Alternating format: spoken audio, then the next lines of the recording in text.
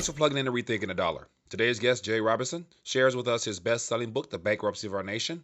Definitely a book that will educate and inform you on matters relevant to you today. Enjoy. Welcome to Rethinking the Dollar.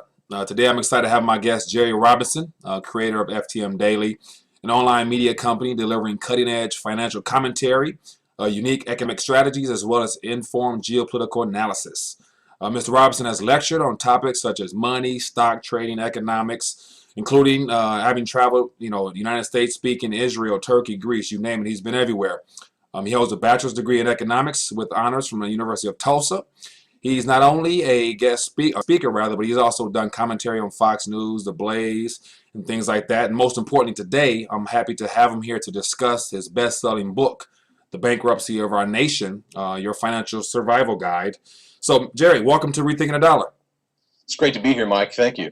I appreciate you taking time to sit down with me and to go over what's going on globally with the dollar. And as you can guess from the title, Rethinking the Dollar, there's a lot of things that, we need to learn about. So with that being the case, I want to get into the questions. Got a lot of questions for you. And first one being, what comes to mind when you hear the words rethinking the dollar? Well, I think it is somewhat of a question of rethinking the dollar standard, perhaps. Today we live in a global order that is based and rooted in the dollar. In fact, we don't even know what to do without a dollar. Right. So I think rethinking the dollar is certainly what China is doing. It's what Russia is doing. And I think it's what a select few of Americans are beginning to realize that they need to do as well. They need to rethink this system that has become so extravagant and so debt-laden that it is becoming unsustainable. So I think it's a good phrase. Rethinking the dollar is exactly what's happening right now around the globe. Americans need to rethink the dollar as well. All right. Now, with the world rethinking the dollar, one thing that was not known about or taught is just monetary education in general. And so how important is it for Americans to begin understanding the importance of improving their monetary and financial education? And why would you think so? Well, I mean, it's the same thing as telling people they need to exercise. Everybody knows they need to learn more about money. In fact, I believe it was Benjamin Franklin or Thomas Jefferson, one of the founding fathers, made the comment that of all of the ignorances of Americans, the worst is the ignorance of money, coin, credit, and the circulation of money. So it's one of these things that Americans have had a knowledge of, that they know that they need to learn about money. They know that they're woefully financially ignorant. At least many of them do. And it's an area that, as you mentioned, is not taught in school. They don't even teach you how to write a check in school. Right. They don't teach you much about the economy. They don't teach you anything real world. So you get out into the real world economy after school, and suddenly you realize, if you didn't have a good grounding in monetary education, that you're going to be educated. The problem is that the educators are the banks, right? The banks are the educators. I've seen Bank of America has a very helpful online tool that will teach you all about money. Mm-hmm. And you can go on Bank of America's website and learn all about what they want you to know about money. And usually it includes you giving them your money and giving it to them for a very, very, very long time and not taking it back. So the banks are the teachers, the corporations are the teachers. They use the media, they use the media outlets, they use movies. There's so many product plugs in movies. There's so many product plugs in TV shows. Anybody who sits through an evening of television is being bombarded with financial education. They're being taught what they should wear. They're being taught what they should drink. They're being taught how they should live. They're being taught how they should talk.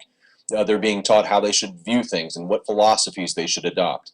So, we are being taught, but the type of monetary education and financial education that people like you and me are trying to deliver is certainly different. It's based upon common sense. It's based upon wisdom. It's not based upon the type of things that corporations are trying to basically take money out of our wallet and put it in their wallet.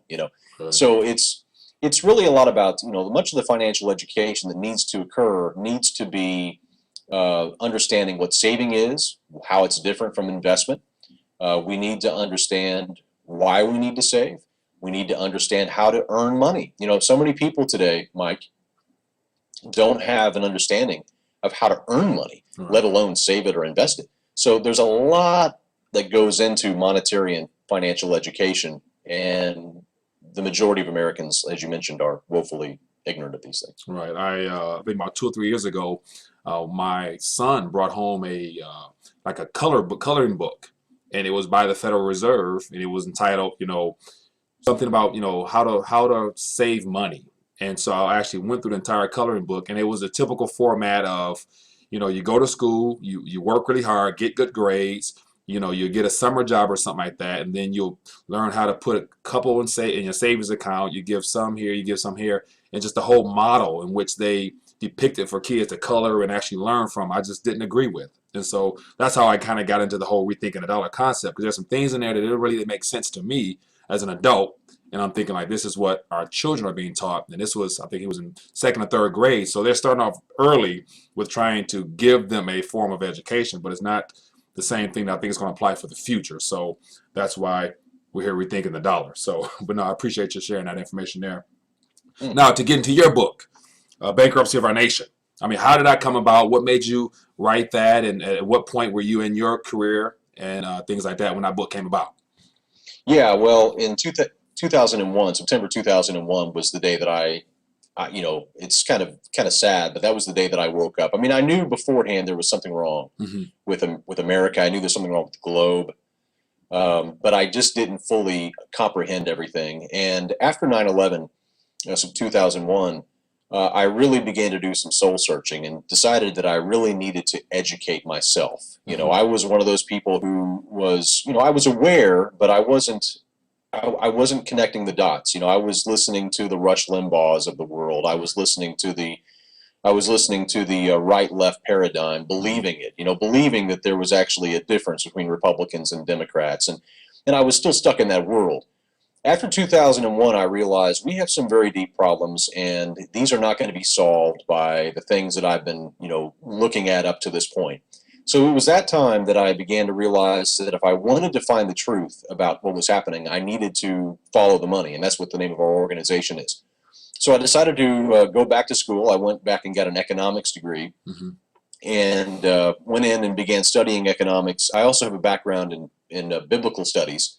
And so I began kind of taking a look at both of them and kind of seeing how they intersected. I'm very interested in the intersection between religion and economics. I find that fascinating. Right. But so in essence, over time, after 2001, I got my economics degree and began to speak out and write about what I thought was coming. I thought we were going to see a very major, collapse in the economy here in America and even across the globe. Began speaking about that in about 2005, 2006. Finally, in 2007, I was able to secure a agent for my book, and I had a kind of a working book going, and couldn't get anybody to publish it. Nobody knew who I was, and nobody cared what I was saying, and nobody believed what I was saying, and I was one of those lone voices. I mean, there were many of us out there in retrospect.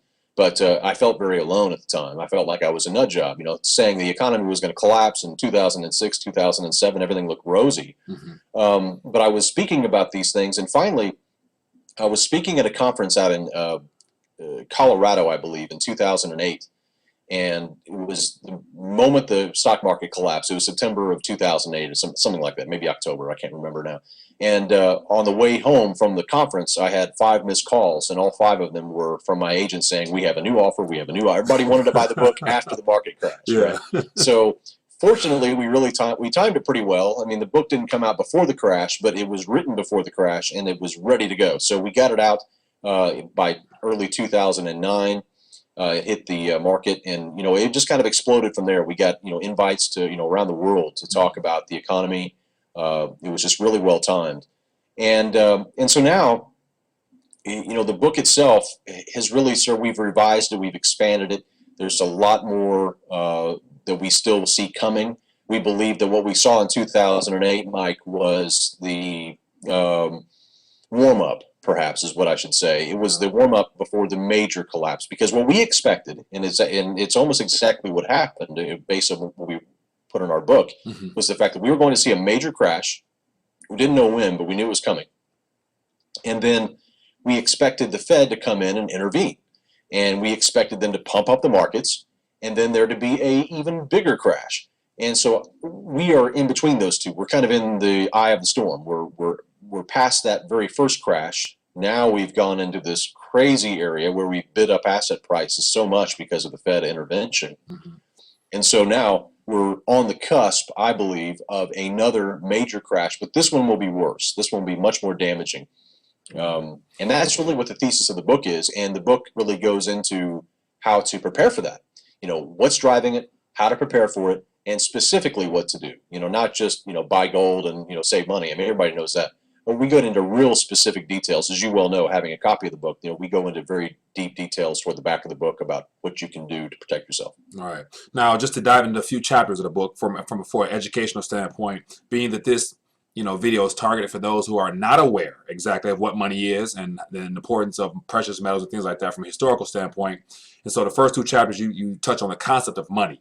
And so what is money and the history of the currencies, and give us a little bit of a background of that for those who have no clue as to, the historical aspect of money.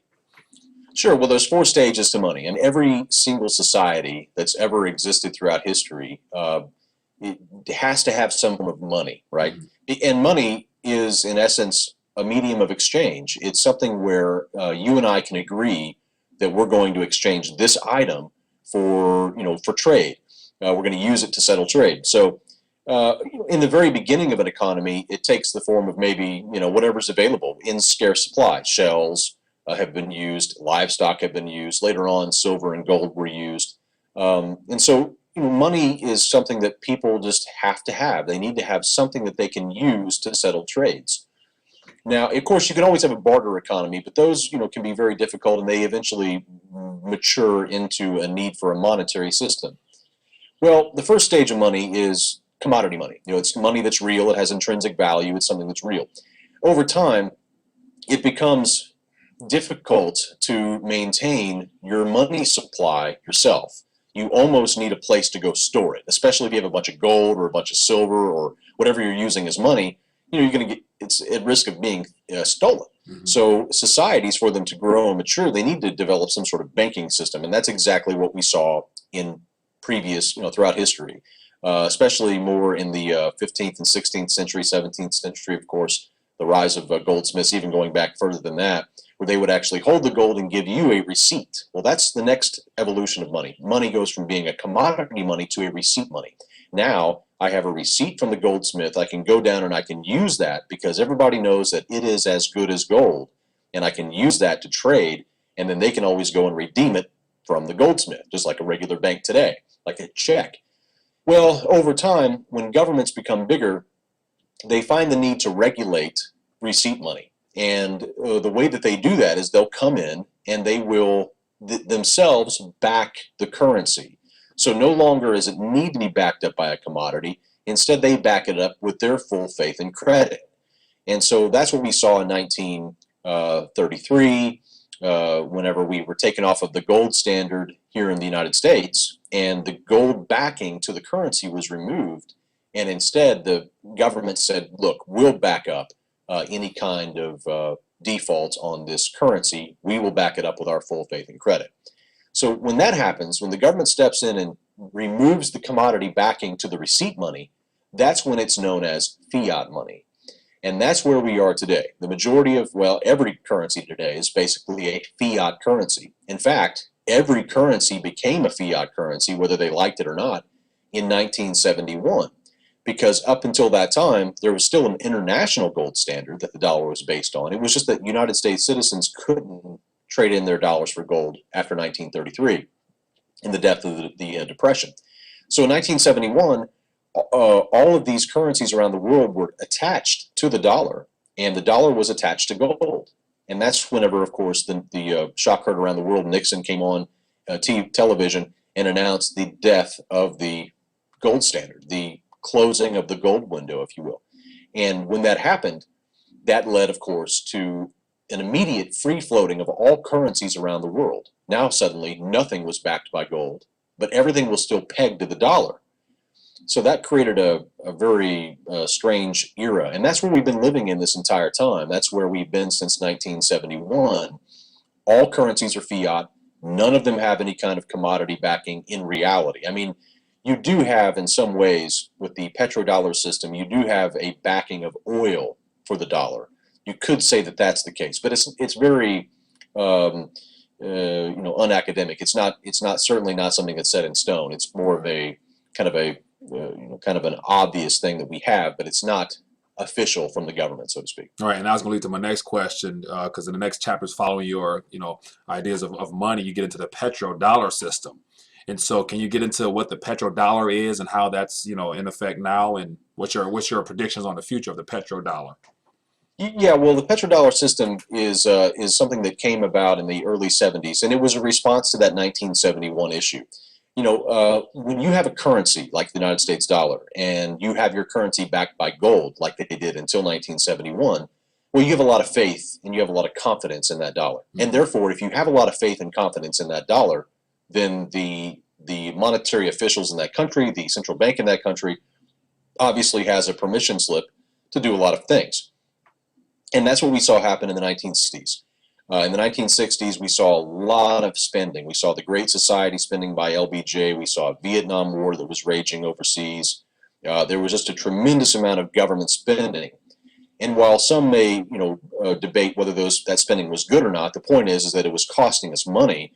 And other foreign governments were seeing this and saying, they're not being very responsible for being the world's international currency. And so therefore they began to detach themselves and sell off their dollar holdings in exchange for gold. That's the nice thing about a gold standard. If you think that the country who has it is getting, crazy with their debt loads or crazy with their spending, you can always trade in the currency for dollars and get your money back in gold. Well, of course, that broke down in 1971, and by that time, countries were really selling off dollar holdings, and this was causing a lot of concern for the U.S. dollar and for monetary authorities here. So they knew they had to create some sort of demand again for the dollar. The gold backing was gone, so what are you going to do? How are you going to get people to hold these dollars? Well, in the early 70s, that's where the petrodollar system came about. Henry Kissinger, who was the current Secretary of State back then, along with Nixon, who was the president, they worked out a deal with the Saudis, who had just really struck oil in the last couple of decades. And they began to work out a deal with them that said, look, you have a lot of oil to protect, and we have a lot of military that can protect that oil. But we need something in return. We need you to ask for dollars in exchange for the oil that you sell. And the Saudis, didn't really have a problem with that. In fact, they were happy to have military protection from the U.S. I mean, that was probably the biggest thing for them. Pretty soon, though, this obviously led to more demand for the dollar, because now foreign countries who didn't have, dollars now had to get them to buy oil from the Saudis. So therefore, they had a new reason to hold dollars again. So it began to really boost global dollar demand and global dollar reserves in the wake of the loss of the gold standard. By 1975, many of these OPEC nations were looking at the Saudis and saying, gosh, we'd like to have a deal like this. We'd love for the United States to, sell us weapons and protect our military or our oil fields. Yeah. And so they got in on the deal. And by, the mid-70s, pretty much all of OPEC was on board with the petrodollar system. And that's really been the saving factor for the U.S. dollar up until this point. Mm-hmm. It creates a tremendous amount of demand. It's only been the last couple of decades, maybe the last 15 years or so, that's really begun to break down.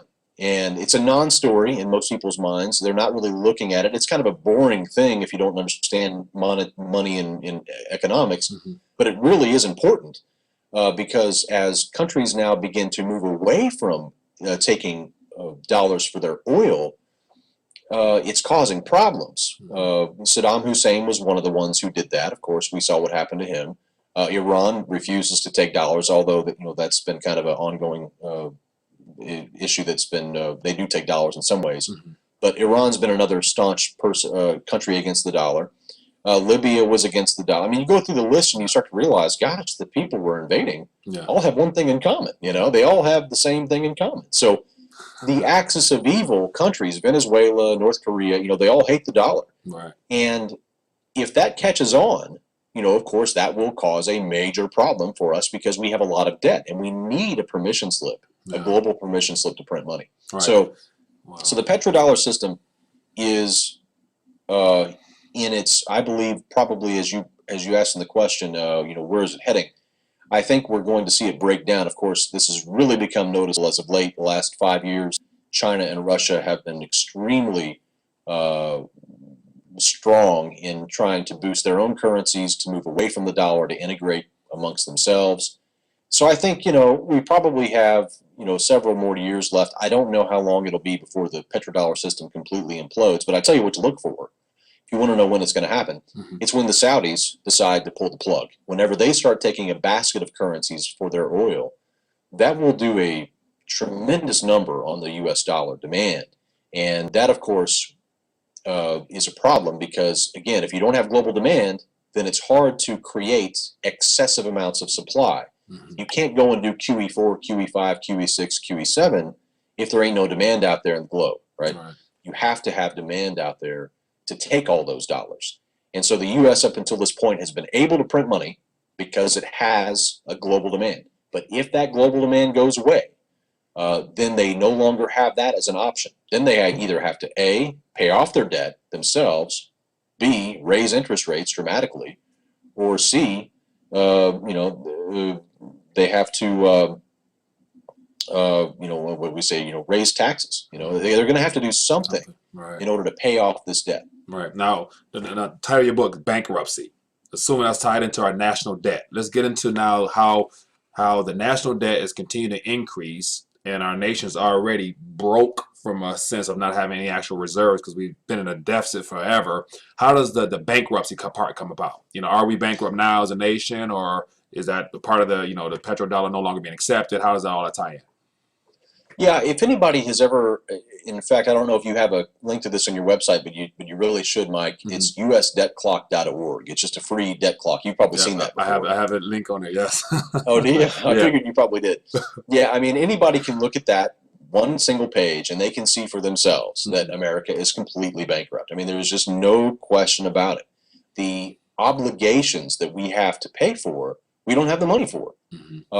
We can raise the money through increased taxes, but I don't know anybody who wants to pay more taxes.